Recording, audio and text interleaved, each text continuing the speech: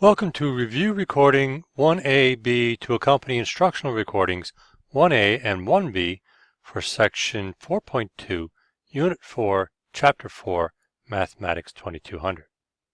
We'll do 3 more examples on factoring expressions that have a quadratic form. In our first example, we have to factor completely x plus y squared minus y squared. This one is of the form p squared minus q squared, a difference of squares, which we factor as p minus q, p plus q. We let p represent the x plus y, and the q, well, we can leave it as y squared, or we can call the y squared a q squared. I'll leave it as y squared. So we really have here p squared minus y squared. That factors as p minus y, p plus y.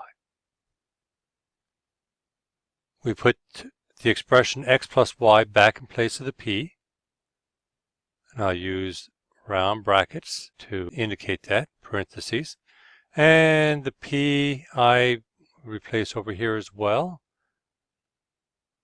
and I have that plus y out here. Now right here, since the subtraction is after the brackets, it means nothing to have those parentheses or round brackets there, so I'll remove them. And here, likewise, we're only adding, so there's no meaning to the brackets. They were only used to show the replacement. Y minus y here cancels out, and we have x plus 2y for the second bracket. We have x outside of x plus 2y, which is option A, except they've used the rounded brackets. This next one has the form AP squared plus B times the value of P plus C. I'll put brackets around that P as well. I'll let P represent these two expressions. They have to be the same, y minus 5 in this case. So we really have 10p squared minus 20p plus 10. Now the first thing you should always do when you are factoring is look for a common factor. We have one here. It is 10 outside of p squared minus 2p plus 1. Now that p squared minus 2p plus 1, that further factors as p minus 1, p minus 1. Wow, that's a perfect square trinomial. It has two factors the same. I can now replace the p with the y minus 5. So I have y minus 5 here, and y minus 5 right here. So I've got 10 outside of y minus, because again the subtraction is after the brackets, there's nothing to distribute, so we have just y minus 6 for each of those. And our final answer can be written as 10 outside of y minus 6 squared. Let's do one more. Factor completely 3 outside of x minus 2 squared minus 11 outside of x minus 2 minus 4. This one again is of the form a times p squared plus b times p plus c. So we'll let the p represent x minus 2 in this case.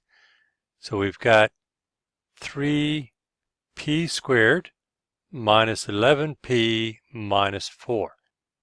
We check there's no common factor, so we go ahead and factor this trinomial. Now 3p squared minus 11p minus 4, I need a 3p and a p at the beginnings to get that 3p squared. Now my options for negative 4 are varied. I can use 1 and negative 4, negative 1 and 4, 2 and negative 2. The combination that works, though, I think, is this one. Let's check that. We've got 3p squared there. Let's make that a capital P. And we've got a negative 4 right here, a 1p right here, and a negative 12p right there. So negative 12p and 1p does give us the negative 11p we need. Okay, now we're ready to substitute back. So we've got 3. The x minus 2 goes back in place of the p. And we've got plus 1 in that first bracket. And then in the second bracket, again, the x minus 2 goes back in place of the p. And we've got subtract 4 there. We have to distribute this 3 through the brackets here so that we have 3x minus 6 plus that 1. And over here, we can remove those round brackets and have x minus 2 minus 4. So we wind up with 3x minus 5 times x minus 6 for our final factors. And while I'm at it, let's go back and give Benny a couple of eyes. Benny's got a nice smile on him today. Away we go. You can factor polynomials in quadratic form. If they're of the form ap squared plus bp plus c, then you can replace the expression represented by p with a single variable such as p. If they're a difference of two squares form, then you can use two variables p and q to replace the expressions as necessary.